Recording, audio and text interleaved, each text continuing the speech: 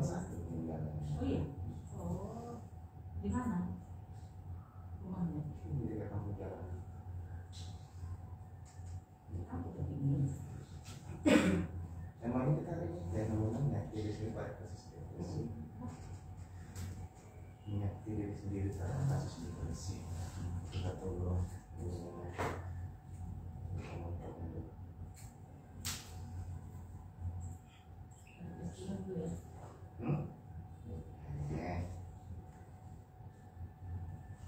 Ini aku lantai. Jadi kamu sudah langsung kemana gitu. Oke.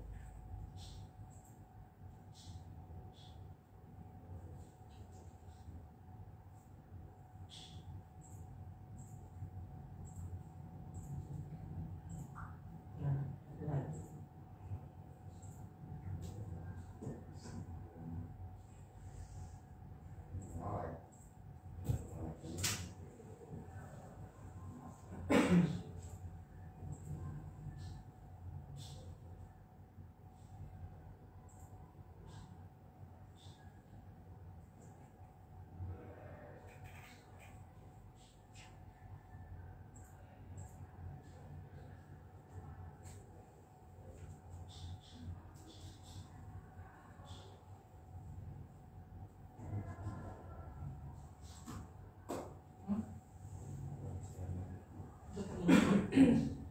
Boleh. Boleh. Nah. Terus boleh.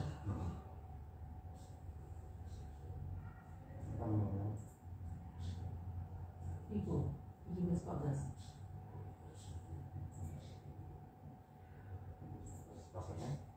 Cintaku sayangku. Kasih.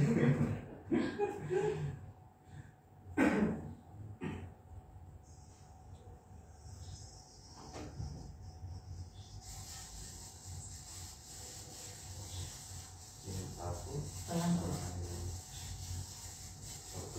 Iya.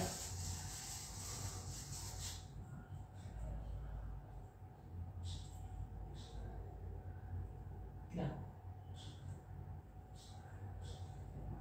Iya.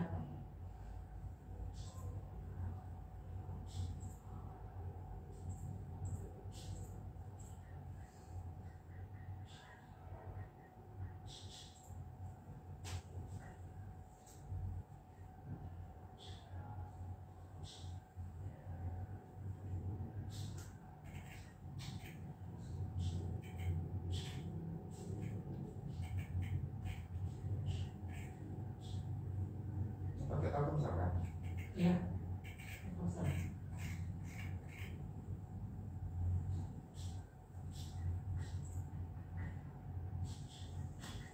Jadi satu, bisa kita mulai ya. Oke. Assalamualaikum warahmatullahi wabarakatuh. Selamat pagi dan salam sejahtera bagi kita semua. Selamat pagi buat para penonton yang selalu setia menonton talkshow interaktif di RCTI kampanye Kota Lebih Tinggi. Ya, pada pagi hari ini kita akan membahas tema tentang fenomena menyakiti diri sendiri pada kasus depresi ya, bersama narasumber kita yang telah hadir, Dr. Novi Prasanti MK SPKJ. Ya, selamat pagi dokter. Pagi. Selamat pagi Mem Rayo. Selamat pagi. Iya, ini bersama asisten ini Mem Rayo. Ya, buat para penonton yang ingin bertanya silahkan mengisi kolom komentar dan akan langsung dijawab oleh dokter. Ya, jadi jangan ragu-ragu. Durasi kita mungkin cuma 45 menit ya, dokter ya. Dan nggak lama-lama pada pagi hari ini karena ada sesuatu yang penting gitu. Ya. Baik dokter, pagi ini kita berbicara mengenai fenomena menyakiti diri sendiri pada kasus depresi. Sedikit dijelaskan sih dokter, untuk depresi itu gimana sih dokter? Ya, sebenarnya gini ya, kalau kita pertama kali mau mengenal depresi itu kita harus tahu dulu depresi itu apa, gejalanya apa. Nah sebelum ke depresi, kenapa dulu orang bisa depresi? Kan pasti kita tanya ini kenapa yang tadinya awalnya bagus ya, pergaulannya bagus, kalau kita lihat pendidikannya juga bagus, performanya juga bagus, kok tiba-tiba jadinya berubah gitu ya. Ya, kita harus tahu sebenarnya kan seseorang itu gak lepas ya dari beberapa faktor ya. Yang pertama faktor dalam dirinya sendiri, internal dan eksternal ya, yang kita tahu seperti itu. Nah secara internal kita punya banyak yang harus kita ketahui dulu. Faktor biologi ya, yang namanya kita manusia dalam tubuh kita ini gak lepas dari faktor biologi ya. Apakah itu berkaitan dengan gen ya, karena gen juga bisa mempengaruhi. Ya, jadi beberapa kasus ya orang yang depresi ataupun orang yang pernah menyakiti diri atau bunuh diri, kita bilang pernah ada beberapa dokumen yang pernah saya baca ketika dilakukan otopsi, ternyata ada gen pada orang tersebut yang memiliki ide atau kecenderungan untuk bunuh diri. Nah, itu bicara dengan gen. Tapi kita kan nggak pernah bisa tahu siapa yang mendapati gen itu. Apakah orang yang dengan adanya gen itu terus bisa bunuh diri, bisa depresi? Bukan seperti itu. Nah, itu kembali ke dalam mekanisme defense-nya, mekanisme pertahanan ego dalam dirinya sendiri. Nah, faktor yang kedua mungkin neurotransmitter. Neurotransmitter itu zat-zat kimia di otak yang menghubungkan antara sel saraf yang satu dengan yang satunya lagi. Nah, jadi ada beberapa zat-zat kimia sebagai penghubung antar sel saraf yang naik turun. Nah, pada kasus depresi ada yang namanya serotonin. Serotonin itu turun. Makanya orang-orang yang depresi itu terkadang berpengaruh dalam suasana perasaannya. Kemudian ada yang namanya norepinefrin. Yang norepinefrin ini juga bisa memberikan rasa semangat. Jadi makanya kalau kita orang depresi kan kayak bawaannya capek, lemas, ya, tidak ada semangat gitu kan. Nah itu juga menurun. Terus kenapa orang yang depresi kok berpikir untuk berpikiran negatif? Ternyata ada satu juga namanya dopamin di dalam zat kimia itu yang meninggi. Jadi terkadang realita itu terganggu. Dia nggak bisa berpikir secara real, tidak bisa berpikir secara positif. Nah kadang-kadang ada kecenderungan yang bunuh diri yang mungkin mendengar suara hatinya udah deh, dan mati aja kalian gitu. Sebenarnya untuk apa saya hidup gitu kan? Kayak kalau hidup kok juga nanti masalahnya gini lagi, saya nggak mampu, saya nggak kuat gitu kan. Nah itu mungkin seperti itu. Dan faktor eksternal, dukungan sosial. Seringnya kalau kita lihat ketika ada seseorang yang menangis terus berusaha untuk mengeksplor dirinya sendiri gitu. Terus kita nggak responnya, ih udah baik banget sih, cuma kayak gitu aja. Semua punya masalah, kok gitu aja sih. Itu ya stigma yang sering terjadi di masyarakat seperti itu. Nah, baik itu kadang untuk orang tua ke anak atau sesama teman sebaya gitu kan. Nanti kalau dia berusaha, padahal dia sudah merasa kenapa dia menangis, karena pasti kan ada yang tidak nyaman dalam dirinya sebagai sign ataupun tanda. Nah ketika dia berpikir, kurang iman, kurang pendekatan diri, benar pada akhir ya spiritual itu benar memang untuk menguatkan fondasi dalam diri kita. Tapi ketika seseorang lagi down itu kita nggak mungkin dong bilang oh kurang iman, oh lebay kali gitu. Nah yang ada bukan nggak termasuk, yang ada dia makin iya ya, jadi kembali Indra menyalahkan dirinya sendiri lagi, dan kita termasuk salah satu orang yang menyumbangkan kenapa dia makin terpuruk.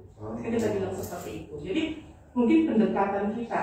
Jadi ketika misalnya dukungan sosial kita sebagai temannya, sebagai orang tua, sebagai keluarga itu apa? Nah, dan kemudian stres ya. Jadi kalau stres yang udah berkepanjangan itu juga kita mempengaruhi struktur di otak. Di otak itu ada namanya pusat pengendali stres. Nah, nanti dia akan menghasilkan segala macam yang berkaitan dengan kortisol. Hormon kortisol ini mempengaruhi reaksi-reaksi yang nantinya ada sistem saraf otonom, simpatik, parasimpatetik. Nah, jadi yang paling sering itu kadang-kadang kalau depresi terus dari kepala, simpatetiknya atau simpatisnya yang paling terberat. Kemudian kaku, badannya kayak tegang, kan seperti itu. Jadi ada gejala-gejala yang disertai dengan kecemasan juga. Nah, itulah beberapa faktor. Kembali kepada gejala depresinya ya. Depresi itu kalau dalam psikiatri ya, ilmu kedokteran jiwa itu ada tingkatannya. Ringan, sedang, berat. Nah, tapi kita harus tahu nih, kita harus deteksi apa sih sebenarnya simptom yang pertama harus ditandai untuk orang yang dengan kasus depresi. Jadi ada 3 gejala utama. Yang pertama udah pasti moodnya depresi, mudah nangis, kemudian mudah sedih, ya. Kemudian hilangnya minat, tidak mau melakukan aktivitas apapun. Yang tadinya dia aktif bekerja, kemudian dia punya hobi yang banyak, dia nggak mau menutup diri. Iya, mengasingkan diri dan menghentikan semua pekerjaan aktivitas sehari-hari. Nah, ketiga, mudah lelah, capek. Orang yang depresi itu bawaan badannya capek. Dikit bergerak aja udah ngerasa capek, sehingga dia memang nggak mau lagi melakukan apa-apa. Nah, kalau udah dengan 3 ini dalam waktu 2 minggu dan sudah mengganggu, berarti kita harus ingat ya, ini udah ada dan merupakan trias depresi. Nah, tadi kan ringan, sedang, berat. Nah, ada gejala 7 tambahan lagi. Misalnya susah tidur, ya, penurunan nafsu makan atau berat badan, perasaan pesimistik, hilangnya harga diri, kecenderungan bunuh diri, susah konsentrasi, ya kan? Yang seperti itu. Nah, jadi kalau dia misalnya gejala ringan, nah itu biasanya 2 gejala utama ditambah 2 gejala tambahan. Kalau dia sedang, 2 gejala utama ditambah 3 gejala tambahan. Nah, kalau dia sudah berat, 3 gejala utama ditambah paling sedikitnya 4 gejala tambahan. Jadi yang seperti itu. Nah, kalau misalnya kita bertanyakan, terus apakah kalau misalnya kita mengalami depresi, kita harus minum obat, terus harus ke psikiater, kan? Kapan sih momen yang tepat ketika seseorang itu apa yang dilakukannya? Gitu. Iya, kapan harus ke psikiater, kapan harus minum obat, ya? Kembali lagi kita lihat, kalau memang misalnya masih derajat ringan kan berarti kan dia masih bisa melakukan aktivitas, kan? Setidaknya berkurang, tapi dia masih bisa produktif. Nah, kalau kayak gitu kita melakukan dengan psikoterapi. Psikoterapi itu apa? Pendekatan merubah cara pola berpikirnya, cara bersikap dan mengatasi masalah yang kita perbaiki. Kalau ringan masih bisa tanpa obat, kecuali kalau sudah ada gejala beberapa tambahan, misalnya penyerta, ya yang memang sangat mengganggu sekali sudah sedang atau berat, ya kita memang harus butuh terapi. Terus kan sering ya kalau ke psikiater langsung banyaknya, kalau ke psikiater nanti dikasih obat penenang, terus nanti ketergantungan obat. Nah, ini yang perlu diketahui oleh masyarakat ya, psikiater itu bukan menjual obat narkotika. Ya, jadi seperti yang saya bilang kembali, orang yang mengalami depresi itu ada faktor biologinya. Nah, jadi kalau yang tadi ketika neurotransmitter kimia di otak yang tidak stabil itu kan kita harus bantu. Nah, apakah obat penenang? Belum, kita bukan memberikan obat penenang, kita berikan dia antidepresan. Cuma antidepresan ini bertahap kerjanya, lambat, 2-3 minggu. Terus ketika ada seseorang yang nangis berlebihan, kemudian dia bilang ada kecenderungan bunuh diri, terus kita tunggu antidepresannya bekerja. Enggak mungkin, nunggu 2 minggu, udah jadi apa pasiennya? Terlalu lama, udah mengambil sikap yang apa yang tidak iya, yang enggak nanti muncul kan. Nah, jadi kita mempertimbangkan pemberian golongan obat penyerta lainnya untuk menunggu antidepresan bekerja. Tapi setelah itu semua optimal, ya setelah mulai stabil, kita akan turunkan secara bertahap. Jadi sebenarnya nggak ada ketergantungan. Kalau memang mindset kita ketika kita butuh obat, ya udah setelah stabil kita akan turunkan dosis. Yang ketergantungan itu pola berpikir kita. Ketika kita melakukan psikoterapi, kita ada tugas nih untuk pasiennya, kliennya, Bu, nanti di rumah lakukan ini. Aduh, nggak usah, capek saya kerja. Kemudian waktu saya nggak sempat relaksasi, saya nggak sempat CBT gitu misalnya. Jadi udah deh kan, kalau minum obat kayaknya udah enak. Nah, itulah sebenarnya yang membuat proses ketergantungan obat tadi. Mindsetnya, bukan psikiater ataupun obatnya. Mindsetnya ya. Benar sekali. Jadi dokter, kenapa seseorang itu bisa menyakiti diri sendiri? Ya, kita harus lihat ya. Satu lagi, gejala depresi itu kita harus tentukan dulu memang dia unipolar atau bipolar. Karena ada bipolar dengan gangguan episode depresi. Harus dipastikan dulu ini memang benar murni depresi atau tidak. Nah, kenapa orang menyakiti diri? Ya tadi kan saya bilang ada beberapa pengaruh dari faktor biologinya. Dopaminnya meningkat, jadi dia selalu merasa nggak nyaman lagi, udah nggak bisa berpikir secara real. Nah, dengan adanya keterpurukan, rasa kesedihan yang mendalam ya, seperti tidak berdaya lagi menampung semua beban hidup, dia akan berpikir cara singkat. Nah, cara singkat yang tadi dipikirkannya apa? Ya udah, kayaknya udah bagus, nggak usah hidup lagi, biar masalah itu lepas gitu, nggak ada lagi. Nah, tapi tidak semua menyakiti diri itu idenya suicide ya, bunuh diri. Sekarang justru banyak ya muda-muda nih, kalau kita lihat remaja-remaja yang masih SMA, kuliah, itu sering tuh kita lihat sayat tangan. Itu salah satunya. Ya, kita harus lihat nih, ini apakah memang bagian dari depresinya atau mungkin ada keterkaitan dengan kepribadiannya. Ya, itu tadi saya bilang, orang yang dengan beberapa kepribadian yang introvert, dia nggak pernah mau cerita tentang masalahnya gitu. Kemudian orang yang mungkin dengan kepribadian ambak, yang memang dia susah berinteraksi dengan orang lain, kemudian berpikiran singkat dan dikit-dikit pelampiasan emosional itu dia puas dengan melihat sensasi tubuhnya yang sakit. Nah, jadi kadang-kadang dia mau marah, dia merasa nggak nyaman, insecure dengan dirinya sendiri. Terus ya udah, dia nggak ada cara lain, dia sayat deh tangannya. Tapi dia nggak berniat untuk mati, enggak. Cuma dia puas aja. Puas aja ya. Puas aja. Dan itu sekarang yang paling banyak. Nah, jadi biasanya orang yang seperti ini kadang bukan ada depresi murni unipolar, bisa juga sebagai bipolar, gangguan afektif unipolarnya. Jadi di bipolar itu ada 2 episode ya, ada fase depresi, ada fase maligne. Maka kita harus klarifikasi dulu. Ini seseorang datang sedih-sedih ke kita, nggak ada minat, kemudian mudah capek, terus kita harus lihat, kita harus pantau nih. Ini betul nggak sih dia depresi unipolar, memang betul-betul depresi, atau tadi itu gangguan bipolar yang episode depresi pada saat ini datang ke kita. Seperti itu. Ya baik dokter. Kita ke ada satu pertanyaan dokter. Pertanyaan agak panjang nih. Dari Ibu Tiara Schrader. Ya. Halo, selamat pagi. Pagi, Bapak Bu. dan Ibu dokter yang selalu yang luar biasa hebat dan saya banggakan. Saya mau cerita dan berbagi kisah. Agak panjang nih dokter. Ya. Awal tahun 2020 saya tidak tahu penyebab apa, saya mengalami penyakit gak bisa tidur. Selalu gelisah, takut sama orang, pikiran selalu liar, selalu memikirkan yang belum terjadi, dan detak jantung saya pun sangat kencang. Berobat penyakit dalam katanya saya sehat, ke penyakit saraf juga sehat, ke jantung juga saya sehat. Akhirnya saya disalani ke spesialis jiwa. Nah, karena saya BPJS, maka ketika aku rujukan yang dapat rumah sakit Pameran.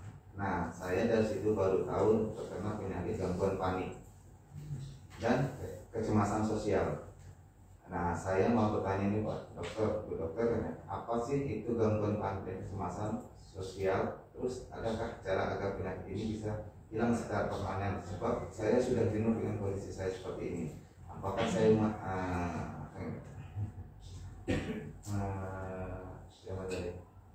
Apa sih gangguan panik dan kecemasan? apalagi saya masih muda, apalagi saya masih muda. Terima kasih Bu Dokter. Terima kasih saya. Ya seperti itu dokter. Ini dari Ibu Tiara. Tiara. Iya, ya Ibu Tiara. Tadi kan saya udah bilang ya, sebenarnya gejala-gejala kecemasan ini juga berpengaruh ya. Kadang kita ngerasa kok cemas, kapan saatnya saya minum obat, berhenti obat, terus ini bisa nggak sembuh gitu ya. Jadi gangguan panik ini merupakan bagian dari gangguan neurotik ya. Gangguan neurotik ini ada salah satunya gangguan kecemasan. Nah, panik ini juga ada serangan cemasnya. Cuman yang berbeda dengan gangguan ansietas. Karena yang dengan ansietas, gangguan ansietas menyeluruh, cemas yang berlebihan, khawatir hal-hal yang karena ada sesuatu kan. belum tentu. Orang yang dengan gangguan cemas itu belum tentu ada pemicunya. Belum tentu ada pemicunya. Walaupun kebanyakan pasti kadang-kadang ada pemicunya, tapi bisa aja. Nah, dengan tanpa pemicu, orang dengan gangguan panik juga demikian. Ada namanya istilahnya serangan panik. Ya, serangan panik ini bisa tanpa pemicu, bisa dengan pemicu. Jadi kadang-kadang ketika lagi nonton TV gitu ya, nonton TV terus tiba-tiba kayak kita serangan jantung, duk jantung kita berdebar-debar. Kemudian kita keringat dingin, tangan kaki dingin gemetar, dada itu rasanya sakit banget, berat pada saat kita mau bernafas ya. Terus kadang-kadang kita sampai gangguan pencernaan juga, tiba-tiba kayak mau pingsan. Nah, tapi dia nggak berlangsung lama. Ya. Paling 15 menit, setengah jam, 1 jam udah paling lama. Hilang, terus bagus kembali kita. Tapi itu berulang. Berulang, iya dia berulang. Nah, kalau tadi si ansietas, gangguan cemas, dia cemasnya misalnya gini, kayak saya misalnya nanti kalau misalnya suami saya pulang tuh ada kenapa ya? Nanti kalau saya ini kenapa ya? Langsung hal-hal yang nggak penting dia cemaskan sepanjang harinya. Itu ansietas. Tapi kalau orang dengan serangan panik, dengan gangguan panik harus ada panik attack, serangan paniknya yang terjadi. Dan itu tidak sepanjang hari, itu tadi saya bilang 15 menit. Nah, memang kadang-kadang orang dengan gangguan panik ini pasti mindsetnya, saya kena serangan jantung. Karena memang terasa sakit, dada itu berdebar-debar. Iya, kenapa dada itu bisa, kenapa jantung kita bisa berdebar-debar seperti itu ya? Tadi kan saya bilang ada pengaruh dari neurotransmitter di otak, zat kimia, tetap kembali ke faktor biologi. Nah, jadi itulah yang nanti akan mempengaruhi sistem saraf otonom. Simpatetik, parasimpatetiknya juga berpengaruh. Nah, jadi sensasi tubuhnya muncul. Sistem simpatik itu merasakan sensasi tubuh, nyeri tubuh semuanya, itu yang nggak nyaman. Makanya orang dengan gangguan cemas ataupun dengan gangguan panik itu pasti ada rasa seperti gangguan somatik ya di dalam tubuhnya. Nah, bisakah sembuh ya? Kalau pengobatan treatmentnya ya kita harus netralkan dulu ya jadinya tadi. Gimana kita mau berpikir realistis, tapi kembali lagi bukan obat yang membuat kita semata-mata sembuh ya. Obat membantu ketika ketidakstabilan zat kimia itu. Tapi alangkah lebih baiknya treatment terapi itu bukan hanya di obat, tapi mantapkan psikoterapi. Untuk apa psikoterapi? Nah, apa yang harus kita lakukan ketika kita datang serangan panik tadi? Oke, kita punya obat nih, tapi kita udah minum obat kok muncul lagi ya serangannya gitu kan. Apa yang harus kita lakukan? Nah, itu yang cara yang harus kita gali ketika nantinya si obat ini sudah sampai masa waktunya dalam kondisi, kan gejala itu pasti akan menurun setelah kita minum obat sebulan, 2 bulan, 6 bulan gitu kan. Kita akan lakukan tapering off, penurunan dosis. Nah, ketika dosis itu diturunkan, kita harus punya fondasi ini, memperbaiki pola berpikir kita.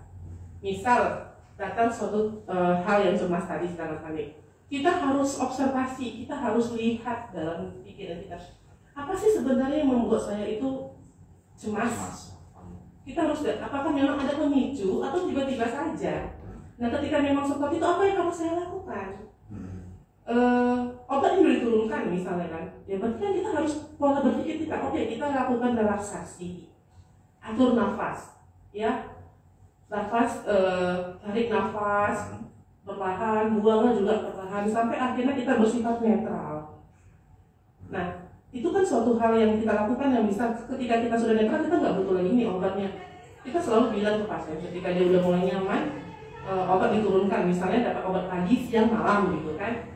Bu, kayaknya udah bagus nih yang siang, nggak usah diminum lagi ya. Nah, tiba-tiba datang serangan tadi di siang hari. Nah, kita bilang ke pasien, ketika serangan datang, coba dulu jangan dicari obat. Coba dulu lakukan yang bisa kamu lakukan dengan relaksasi, dengan mindfulness. Kita merasakan terus mengendalikan proses berpikir kita.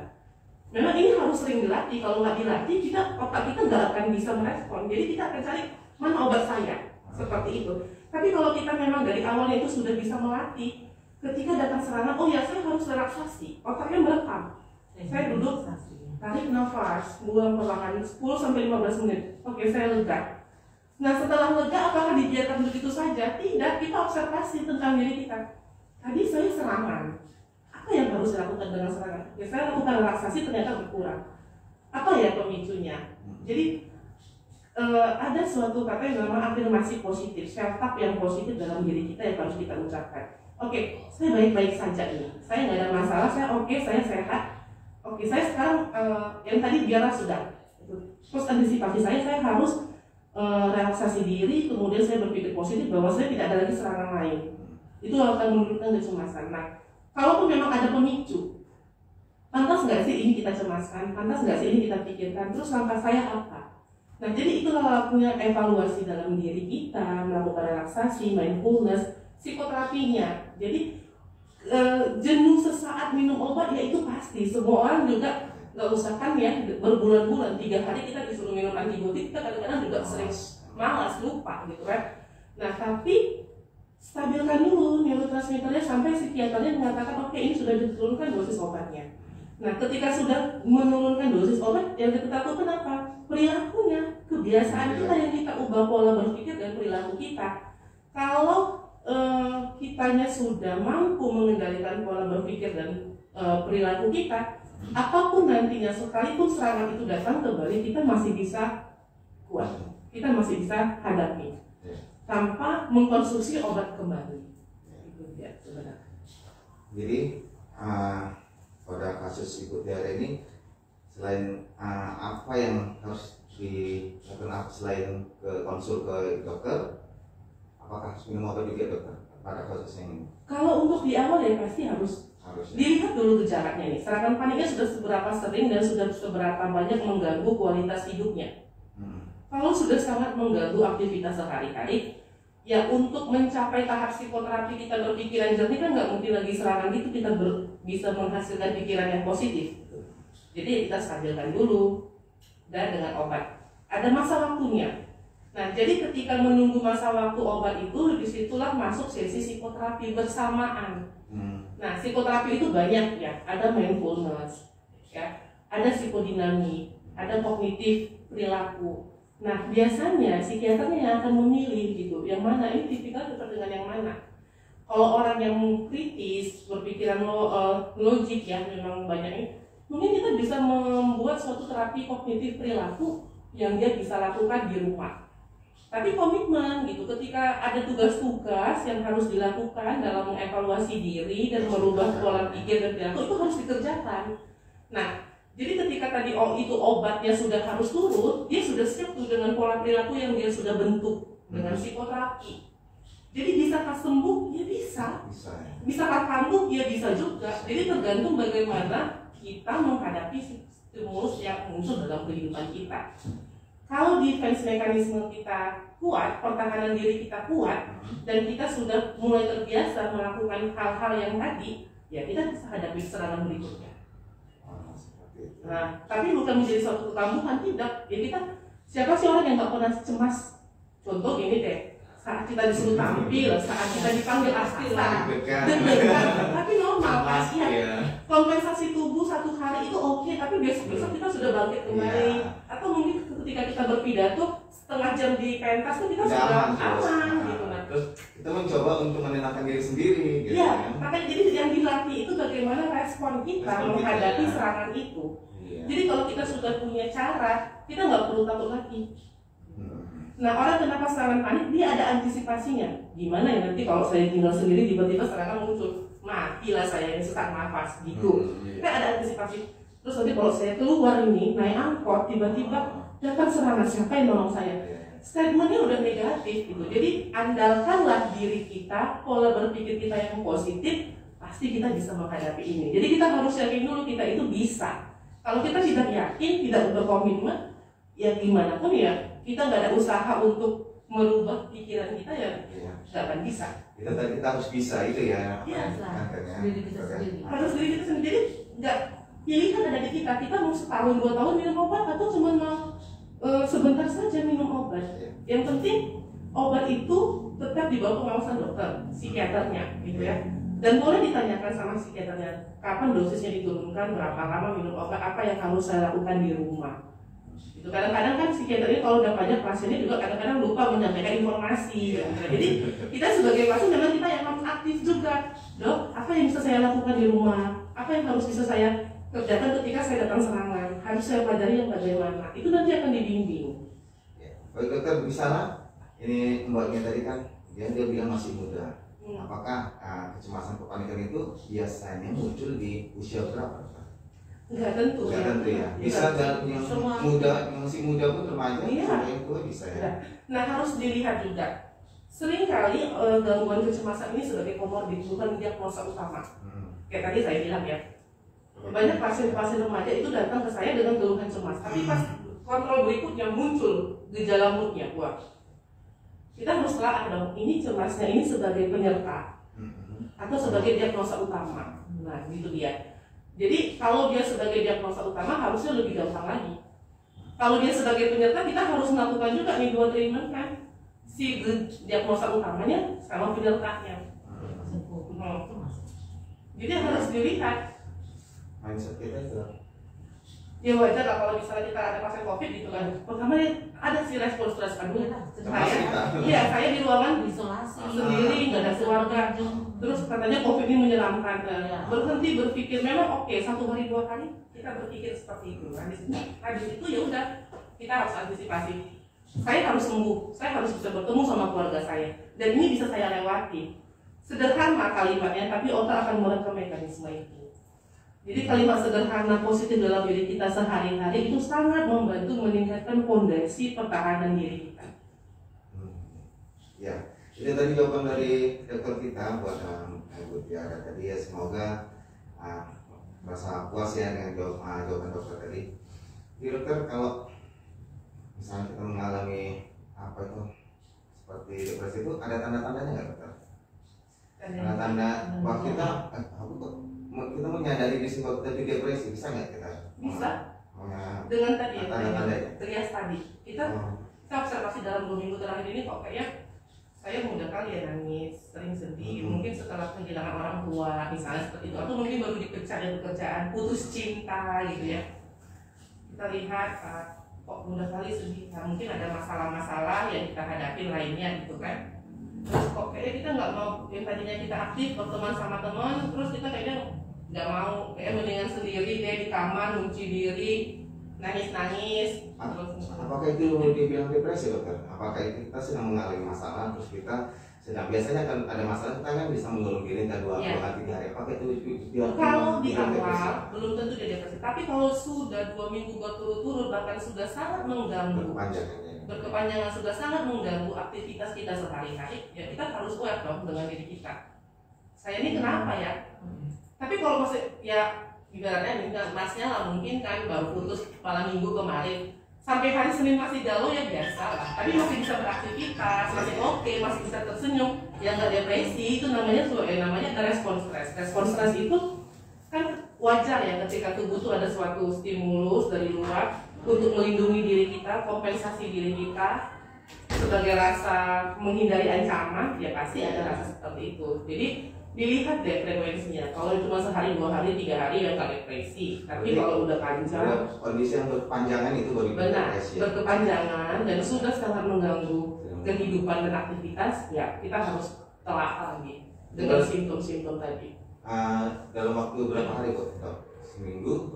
Kalau kita memicu pada apa ya, PPDGJ atau ICD itu sekitar 2 minggu lebih. 2 minggu atau 2 minggu lebih gejala itu berturut-turut, nah itu kemungkinan sudah bisa masuk ke dalam trias depresinya. Cuma kita harus observasi nih, ini ringan, sedang, berat. Nah tadi kan saya bilang kalau ringan ada 2 gejala trias yang tadi ya, mudah lelah, sedih, kemudian hilang minat. Yang 3 ini 2-nya ada, ditambah dengan 2 gejala tambahan, mungkin susah tidur, ya mungkin nggak mau makan, masih itu aja gitu. Nah udah 2 minggu dia mengganggu, berarti saya depresi ringan. Terus apakah boleh depresi ringan itu dibiarkan saja? Tidak. Jangan sampai jadi sedang. Ya, nggak ada salahnya kita mengkonsultasikan ke praktisi kesehatan mental. Ya, boleh ke psikiater, boleh ke psikolog. Karena kalau kita masih ringan, kita masih bisa tanpa obat, masih bisa dengan konseling, cari teman yang bisa mencurahkan isi hati. Mungkin kita selama ini sering ngebatin gitu ya, susah untuk terbuka, susah untuk ini. Nah, kita cari dukungan sosial. Namun, kita bukan menjadi dependen, tergantung dengan orang lain, tidak. Boleh mencari dukungan sosial, tapi kita harus yakin dulu dengan diri kita sendiri. Kuatkan dulu diri kita. Karena apa? Kadang-kadang kita sering merasa mencari seseorang, nggak ada orang sibuk, misalnya waktunya apa, kita ngerasa membebani. Siapa yang bisa kita andalkan? Ya cuma 2, Tuhan, pencipta kita, ya diri kita. Kalau ada orang lain yang bisa membantu, yang aware sama kita, peduli sama kita, itu bonus yang dikasih Tuhan dalam kehidupan. Tapi kalau enggak, ya kita harus mengandalkan diri kita. Harus diri kita sendiri ya. Iya, ya? diri sendiri. Harus diri sendiri. Ya. Tadi ada konsul dari UTR. Terima kasih dokter atas penjelasannya, saya sangat puas. Saya ingin sekali berjumpa dengan dokter di RSKP, tapi terkendala dengan BPJS yang tidak pernah dapat rujukannya. Ya. Waktu tiket C. Iya. RSKP kan TBB. Kendalanya saat ini ya seperti itu. Nah, kita bagian 30% ya dokter ya, kuotanya untuk ke kemudian panik 80-20. Malah lebih sedikit ya. Dulu tinggal 80 dulu di sana. iya, dulu 70, dulu 30. Sekarang udah makin sedikit, berarti Iya. makin di apa kita makin dikecilkan. Baik dokter, kalau depresi sama stres itu gimana dokter? Ya orang awal mula terjadi depresi itu ya karena kan pasti ada pengaruh stres. Gitu. Stres dalam kehidupan itu yang sudah sangat membuat kita tidak nyaman ya, insecure gitu, apakah dengan lingkungan atau insecure dengan diri kita sendiri, ya itu akan menimbulkan depresi. Berarti stres dulu ya dokter? Ya pasti stres dulu. dulu. Nah sama kayak orang cemas. Apa sih ada stresnya? Mungkin selain stres apa lagi? Kepribadiannya. Nah kepribadian seseorang itu bisa dibentuk dari dia mulai anak-anak.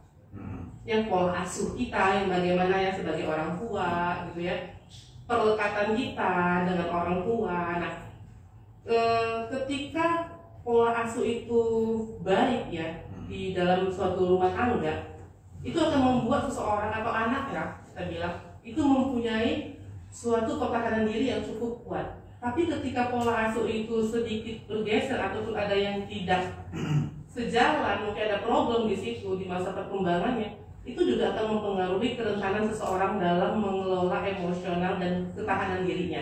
Nah, ketika ada pemicu yang datang dalam kehidupannya, inilah yang orang yang rentan stres. Di samping faktor biologi tadi ya, tadi kan itu secara internal biologinya gitu. Ya eksternalnya, ya itu tadi komponennya misalnya orang tua yang bercerai gitu ya, ataupun mungkin orang tua yang diktator. Nah, ada suatu rasa dominannya, predominan orang tua gitu kan. Nah, itu juga bisa menjadi pemicu. Jadi gejala depresi itu ya ada kita lihat faktor latar belakangnya apa, faktor pencetusnya juga. Jadi banyak hal. Kalau dibilang diagnosa pasti, penyebab pastinya kita nggak ada yang pernah tahu, gitu ya. Tapi kita harus gali nih, backgroundnya gimana tuh dulu, latar belakangnya. Ini si anak ini, apalagi kalau masih muda ya, hati-hati. Masih muda itu, kenapa kok masih di bawah 18 tahun kok dia udah depresi ya? Gitu. Kita harus telusurin tuh perkembangan dia gimana. Apa yang terjadi dalam pola asuh dia yang membentuk karakter kepribadiannya. Ini orang ini kok bisa rapuh? Harusnya kan dalam usia 18 tahun dia masih happy ya, belum ada pikiran yang macam-macam ya, tahunya sih main-main. Masih main-main, happy fun sama teman-teman, tapi kok dia itu tadi menyakiti diri ya, sampai akhirnya ya nggak bisa dia ngomong sama orang tua. Nah ini sekarang dilematiknya sangat banyak. Beberapa bulan ini saya banyak menjumpai kasus seperti itu, masih muda. Itu rata-rata dokter apa pemicunya dokter? Pertama yang paling banyak ya keluarga. Tetap dari keluarga yang pertama. Keluarga. Nah kemudian zaman sekarang ya zaman bully, iya. teman sebaya. Nah itu dua tuh yang paling banyak. Itu kuliah yang online ya, yang pesan kita. Kuliah online stres dalam PR. Iya. Ada. Bisa juga ya. Ada juga dia. Apa itu? Jadi dokter, kapan seseorang itu harus ke dokter jika mengalami depresi? Kapan? Ya. Kalau memang sebaiknya sih, kalau memang udah ada tadi ya trias depresi ditambah dengan dua gejala ringan, itu sebaiknya sih udah harus lah. Walaupun memang dia belum butuh obat ya, kalau masih ringan misalnya. Kalau masih ringan tanpa obat bisa ya dokter? Masih bisa dengan psikoterapi tadi yang saya bilang. Tapi kan nggak mungkin orang bisa mencapai psikoterapi, kan harus dibimbing, konseling, terus diedukasi, diberikan dukungan. Nah, itu bisa. Jadi sebenarnya sesegera mungkin sih, kita nggak bisa bilang tunggu sampai parah, karena akan semakin larut, semakin berat, dan itu membutuhkan waktu juga untuk pemulihannya. Jadi saya saranin sih sebenarnya nggak perlu sungkan ya untuk ke psikolog ataupun ke psikiater ya, karena bukan berarti orang gila gitu. Statement sekarang itu kan, kalau udah ke psikiater nih, aduh ngapain ke psikiater? Nanti dibilang pula gila gitu kan. Stigma Stigma seperti itu kan, tapi Banyak Pak, justru sekarang ini di rumah sakit bukan pasien-pasien dengan ODGJ, bukan hanya yang mengalami halusinasi, yang bicara-bicara sendiri. Enggak, lebih banyak itu yang ke depresinya, lebih banyak itu ke cemasnya, gangguan tidurnya. Terus apakah kita bilang dia orang gila? Tidak, ini kan gangguan terkait dengan stres. Ya, jadi nggak harus gitu. Jadi nggak usah sungkan. Zaman sekarang sudah semuanya sudah terbuka dan transparan. Jadi nggak perlu menutup diri. Kalau nggak kita yang peduli dengan diri kita, siapa lagi? Memang kita kalau ada masalah itu pasti semuanya mana ya? Kita hanya bisa menolong meminta bantuan itu kepada Allah atau kepada Tuhan kita, karena kita tidak bisa mengharapkan dari kawan-kawan yang lain itu sedikit pengalaman sih. Ya. Jadi dokter, kalau yang depresi itu apakah bisa ke ODGJ? Depresi itu bisa jatuh ke psikotik ya. Kadang-kadang ada psikotiknya, kadang-kadang itu tadi ya, halusinasi yang menyuruh dia ide-ide untuk bunuh diri. Nah, kadang-kadang udah terlalu dia muncul rasa curiga sama orang lain. Tapi dia bukan ODGJ, memang depresi dengan ciri psikotik gitu. Ya memang dia gangguan mood dengan ciri psikotik, bukan skizofrenia atau apapun, beda lagi gejalanya. Tapi mungkin lebih tepatnya gini, bisa nggak orang depresi itu mengalami gangguan realita? Ya pasti bisa. Jadi dampaknya dokter jika orang yang mengalami depresi itu tidak ditangani, dampak terberatnya apa?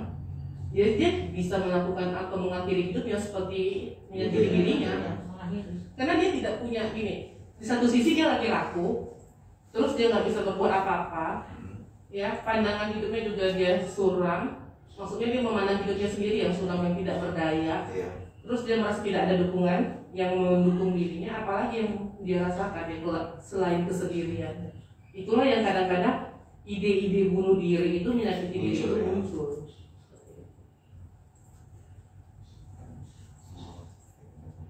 Jadi kalau ada perbedaan depresi pada anak, remaja atau manusia itu ada perbedaannya nggak? Ya. Cara dan cara mengatasinya. Ya, memang pada anak remaja sendiri juga ada sih. Ya, triasnya sama. Cuman mungkin dari segi umur, terus pengobatan dan gejala-gejalanya ya. Nah, hati-hati ya, kalau depresi itu sebenarnya kalau dalam beberapa literatur itu 25-an. Jadi kalau dia di bawah 25, kita harus observasi nih.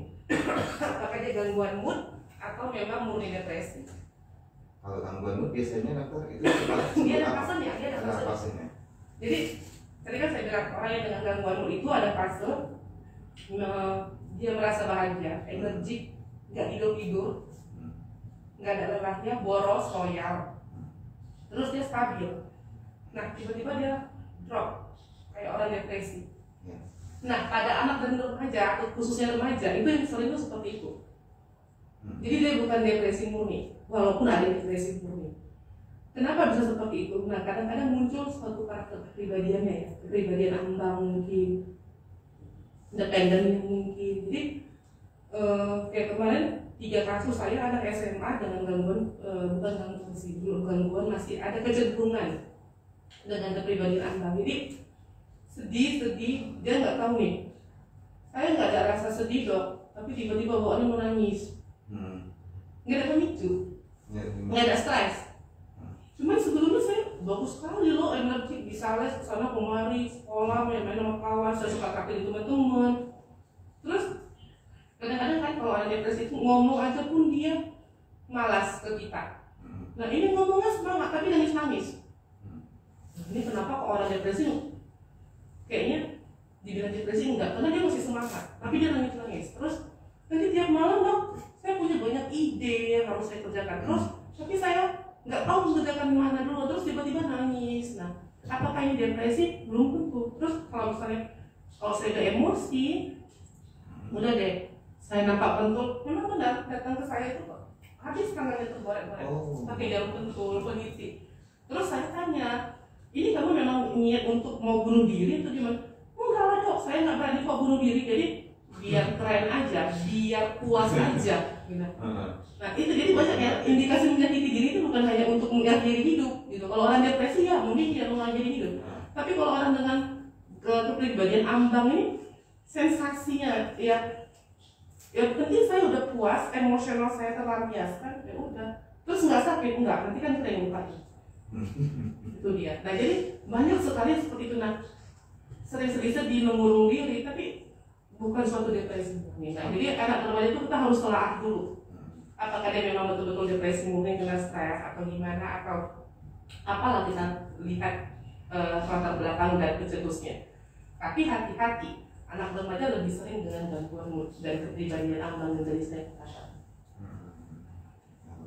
Apakah kasus seperti itu yang pernah dokter alami, yang pernah dokter tangani itu bisa sembuh, dokter?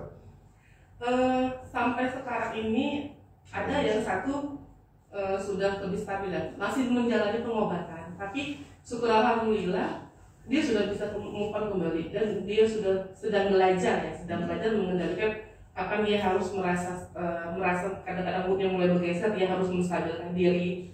Ketika moodnya jatuh depresi, dia harus menstabilkan diri, dia lagi evaluasi. Kalau ditanya kapan sembuhnya, bisa sembuhnya itu gimana ya? Kita sebagai dokter juga sama-sama manusia gitu ya, izin Tuhan. Tapi mungkin lebih tepatnya bahasanya, bisakah dia stabil? Ya, dia bisa stabil kalau dia bisa mengetahui pergeseran moodnya dan bisa mengantisipasi perilaku apa yang harus dia lakukan, berpikir bagaimana ketika moodnya bergeser. Jadi dia gimana supaya mempertahankan kondisi yang lebih stabil. Semangatnya sehingga aktivitasnya bagus, harus dari diri sendiri. Suatu hal yang ketika dia ngerasa kenapa mesti saya yang seperti ini, seperti itu, kenapa anak lain tidak? Menyalahkan keadaan, menyalahkan orang tua. Terkadang kita harus berikan pendekatan. Tuhan memberikan kamu keadaan seperti ini, berarti kamu punya nilai lebih. Belum tentu seusia kamu bisa berpikir dewasa, tapi dia kan dengan usia seperti itu sih, dia sudah harus melatih dirinya untuk kuat, untuk menjadi orang tangguh. Berarti yang harus kita lakukan, bagaimana dia menghargai dirinya sendiri. Tidak melukai diri adalah cara yang utama supaya dia bisa menghargai dirinya. Kasih dong reward apa yang udah kamu lakukan gitu. Nah kemarin alhamdulillah saya dapat kabar, salah satunya dia dapat prestasi. Kita senang ya. Jadi datang ke kita itu ketika dia bilang dia punya prestasi gitu. Rasanya bukan apa, kita sudah berusaha dan dia sudah berhasil gitu. Menolong dirinya sendiri yang tadinya terpuruk ya. Nah tapi dia bisa bangkit. Nah itu yang sebenarnya diharapkan masyarakat, diharapkan orang tua. Jadi bukan dia ini orang si lebay, tidak, dia bukan lebay. Tapi yang teman-teman semuanya dia gitu sih lebay biasa gini, enggak, yang dia rasakan juga membelenggu dirinya gitu. Jadi untuk mencapai yang seperti ini itu gimana? Ya harus butuh. Pertama kita kuatkan diri si anak, dukungan keluarga. Jadi si orang tua juga harus mendukung, jangan pula nanti orang tua nggak usah ngapain sih ke ini minum obat terus gitu kan. Nah itu yang nggak boleh. Jadi sebenarnya ada ketentuan kapan kita minum obat, kapan kita putus obat, itu pasti ada. Nggak akan mungkin kecuali memang orang yang sudah dengan gangguan berat. Nah yang sudah rusak ataupun memang sudah tidak mampu lagi neurotransmitter yang bekerja dengan baik, ya dia butuh obat. Tapi apakah itu suatu ketergantungan? Tidak, memang tubuh butuh. Sama kan kayak orang hipertensi, gula, minum obat nggak seumur hidup? Minum obat. Kenapa? Karena tubuh sudah tidak mampu lagi. Jadi menjadi kebutuhan. Jadi ketergantungan. Bukan ketergantungan. Beda dia. Jadi kalau ditanya sembuhnya orang dengan gangguan mood, tapi kita bukan tepatnya sembuh, tapi gimana dia sudah menjadi stabil dan bisa berfungsi untuk kehidupan dirinya sendiri. Jadi kalau yang mengalami depresi itu dokter biasanya rentang usia berapa dok? Yang paling banyak? Kalau yang memang depresi murni itu dewasa aktif ya, 25-an. 25 ke atas. Nah rata-rata kalau yang 25 ke bawah itu kebanyakan depresinya itu gangguan mood. Maksudnya gangguan bipolar tadi, episode depresi dengan karakter kepribadian yang lain-lain lah. Ada juga, tapi saya sedikit sekali menjumpai kasus yang memang depresi itu di remaja. Depresi murni ya, yang betul-betul murni. Tapi teriasnya mirip seperti gangguan depresi ya banyak seperti itu. Ya, baik dokter. Ini udah hampir 45 menit kita ngomongnya kan, berbincang-bincang. Iya. Sedikit jangan dokter agar kita tidak mengalami depresi. Ya, pertama sebagai makhluk ya ciptaan Tuhan, yang pertama sekali kita memang harus bersyukur ya tentang diri apa yang sudah diberikan Tuhan sama kita, rasa syukur. Terus yang kedua, berdamailah dengan diri sendiri. Kenapa? Diri kita ini adalah satu kesatuan yang utuh yang sudah Tuhan berikan. Jadi apapun tentang masa lalu kamu yang pernah kamu alami, kuncinya satu. Ketika kita ingin bahagia di kehidupan berikutnya, di hari berikutnya, berdamai dengan keadaan. Dan apa yang sudah terjadi dari masa lalu itu sudah menjadi kehendak Tuhan yang membuat kamu itu sebenarnya melatih kamu untuk lebih kuat di masa ini. Jadi stop menyalahkan diri sendiri, stop merasa sendiri, karena masih banyak orang yang butuh kamu, karena masih banyak orang yang bisa dukung kamu. Nah, jadi cuma itu, bahagiakan diri sendiri dulu, baru kita bisa membahagiakan orang lain. Itu mungkin dari saya. Jadi kalau kita nggak peduli dengan diri kita, kebahagiaan kita, ya udah, kita nggak akan bisa menjadi orang yang terbaik. Baik dokter, terima kasih atas wejangannya, terima kasih juga atas waktunya, terima kasih Mem Rayo. Ya, semoga kita sehat semua, semoga ilmu yang diberikan dokter bermanfaat bagi kita semua. Ya, terima kasih buat teman-teman semua. Assalamualaikum warahmatullahi wabarakatuh. Nah.